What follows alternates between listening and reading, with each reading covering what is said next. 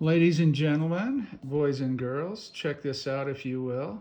This is my second print for today. This is the blue Grama Grass. Say that really fast 10 times.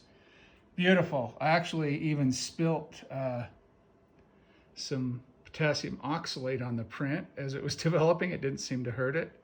Those artifacts are in the negative, which I love. This is made with a Tabeguache 2.8 lens.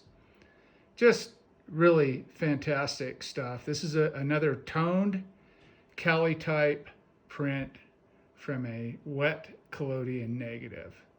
Let me know what you guys think. I love them. It's a part of my series In the Shadow of Sun Mountain, the work on the Native American tribe, the band, specifically the Tabeguache here, where I live up in the mountains, in the Rocky Mountains of Colorado.